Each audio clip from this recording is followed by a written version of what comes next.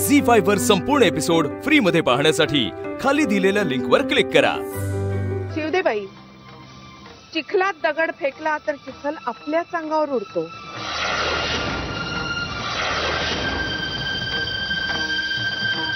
I am sorry madam. Don't be. तुझी आई जशी आहे त्यापेक्षा वेगळी कशी असू शकते?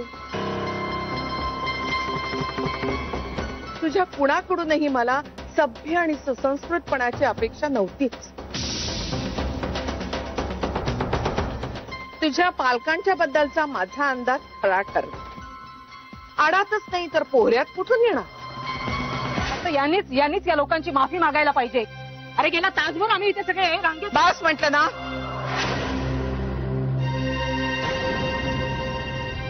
आता एक शब्दही पुढे बोललात तर होणाऱ्या परिणामांची जबाबदारी तुमची। हे बघा मॅडम,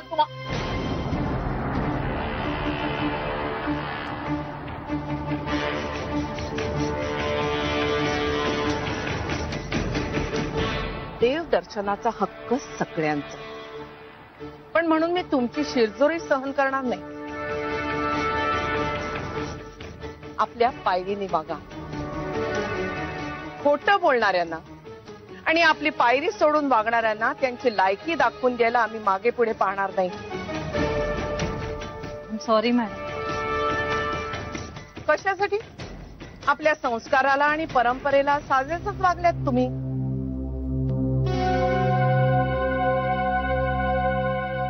माफ करा मॅडम, नाही माझी बायको चुकतीये, पण तुम्ही तिच्यावरून माझ्या मुलीला जज करू नका।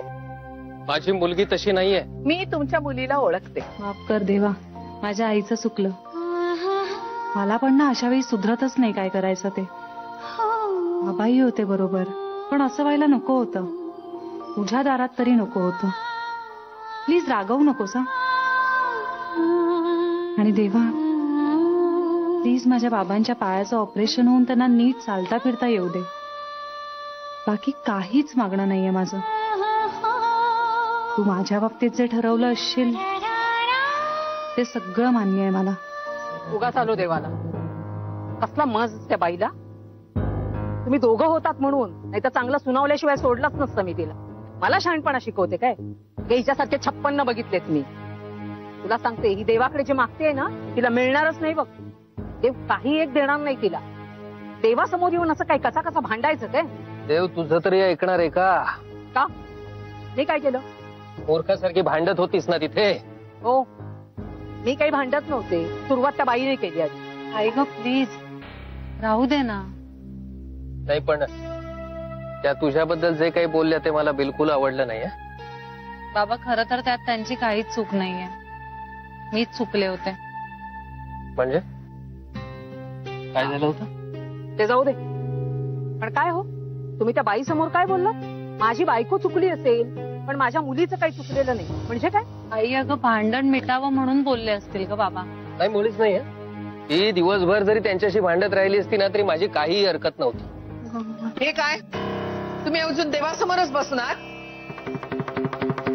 श्रीसाठी स्वयंपाक कोण करणार? आम्ही श्रीसाठी।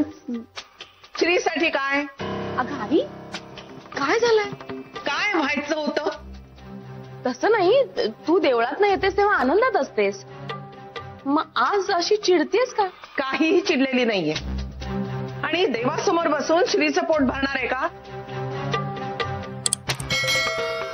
आपल्या गोष्टी आपणच करायला लागतात, देव येऊन नाही करत। चला कामाला लागा। काय झालं, कधी झालं आणि कसं काय भांडलं? सगळं सांगतो तुला, कारण मला आता निघायला हवं। ती कुठल्याही क्षणी येईल इकडे। तुझं काय चाललेलं असतं रे नेहमी? जान्हवी तुला कळतंय का मला काय सांगायचं ते? I need your help. म्हणजे भांडणं तुम्ही करायची आणि निस्तरायचीही नाही? ते काही नाही जानू, तू अजिबात त्यांच्यामध्ये पडायचं नाही तर म्हणतात ना तसं व्हायचं।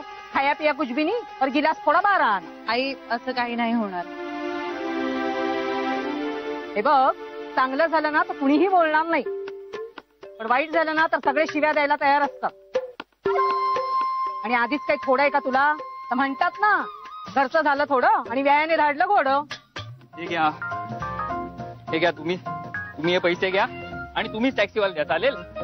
अरे तुझ्यावर विश्वास आहे रे माझा. हा? मी काय ओळखत नाहीये का तुला? अगदी एवढा आत्तापासून ओळखते. तेच. बरं आता आपण निघूयात का? प्लीज चला लवकर. काय आहे ना, त्यांनी मला इथे बघितलं ना तर त्यांना वाटेल माझंच कारस्थान आहे. एक मिनिट, तू शिवानीला आहो जाऊ कधीपासून करायला लागलास? नाही मी घाबरलो ना की असं बोलतो. आणि तू कसले नको ते प्रश्न विचारते. तू थांब ना इकडे आणि तिला भेटल्याशिवाय जाऊ नको, कळलं का? चला काका हळू या. अरे पण भांडण कशावरनं झालं? ती सांगेल तुला सगळं, ती सांगेल, तू भेट तिला. चला काका हळूहळू. हा ठीक आहे. आणि हिला पुळका आला होता ना तिचा, सांग तिला काय दिवे लावलेत तिने. कुणाचा? काय झालं? मला कुणाचा पुळका आला होता? ती बँकवाली, तिने आणि तिच्या आईने आपल्या आईशी भांडण केलं आज. अगं बाई, खरंच? म्हणजे असेल. असेल काय? तुला नाही का फार कौतुक होतं तिचं? हं? कधी? अगं त्या दिवशी नाही का? जाऊ दे ग बेबी, आयुष्यात मला कुणाचा तिटकारा आला नसेल ना, तेवढा तिटकारा त्या मुलीचा आला आज. मला ना त्या मुलीच्या आईची कमाल वाटते. वयाचा तरी जरा काही मान ठेवायचा का नाही ठेवायचा? आपली उचलली जीवानी लावली टाळ्याला. कोणाशी बोलतोय, काय बोलतोय, जरा सुद्धा भान नाही ठेवायचं. हो ना, कुणाशी बोलतोय, काय बोलतोय, जरा सुद्धा भान नाही ठेवायचं. बरं आणि 5-10 मिनिटं इकडे तिकडे ना, जरा उशिरा देवदर्शन झालं तर काय डोंगर नाही कोसळणार आहे. आणि आईंना ना नेहमी लोकांची काळजी असते. त्या कधीच आसनतच देवासमोर उभ्या नाही राहत, हात जोडतात आणि लगेच बाजूला होतात. हो ना, पण हे त्या निर्बुद्ध माणसांना कळायला पाहिजे ना. अक्कलच नसेल तर काय? देवळात जायचं ते श्रद्धेसाठी, ते राहिलं बाजूला, आणि ही बाई भांडाभांड करते. अत्यानंद महाराज म्हणतात तेच खरंय, भंपाकपणा उरलाय सगळा. देवाबद्दल ओढ नाही, हे मोहातले किडे किडेच राहणार. मला ना कल्पना सुद्धा सहन करवत नाही की आईना कोणीतरी असं वेडं वाकडं बोलू शकतं. हो मलाही. आपण त्या मुलीच्या मॅनेजरला सांगून तिची वाट लावूया. ओ बेबी वंस, काहीतरी काय, त्या आईने जे केलं ते केलं ना, त्यासाठी मुलीची का वाट लावायची? शरयू, पण भाऊजींमध्ये काही बदल झालाय का? माणूसच आहेत ते, बदलले असतील. हो, अत्यानंद महाराज म्हणतात बदल हा सृष्टीचा नियम आहे, त्यामुळे शरूचे मिस्टर बदललेही असतील. भाऊजी बदलणार नाही. आईनी खूप वेळा संधी दिली त्यांना.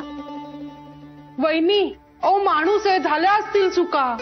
हो ना, आणि आपण त्या चुकांना क्षमा केली पाहिजे. ए सरू, भाऊजींची काय बाजू घेते? रोज मारायचे हिला. रोज नाही, कधीतरी. हा कधीतरी, 2 दिवसात एकदा मारायचा. नाही, एका दिवसातून 2दा. हो ना, पण आता नाही मारणार, आता बदललेत ना. तुला कसं माहिती ग? तू भेटतेस की काय त्याला जाऊन? नाही. ए शरू, खरंच भाऊजी बदलले ते तुला काय माहित?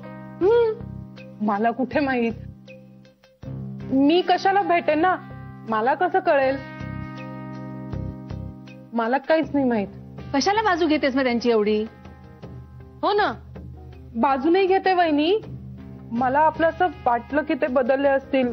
म्हणजे आपलं ते का त्रास देता तुम्ही सगळ्या तिला?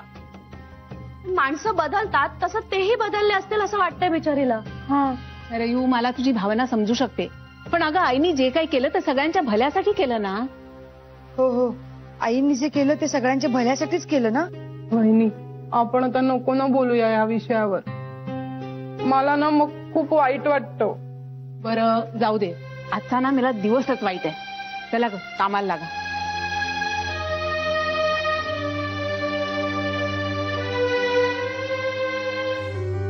झी5 वर संपूर्ण एपिसोड फ्री मध्ये पाहण्यासाठी खाली दिलेल्या लिंकवर क्लिक करा.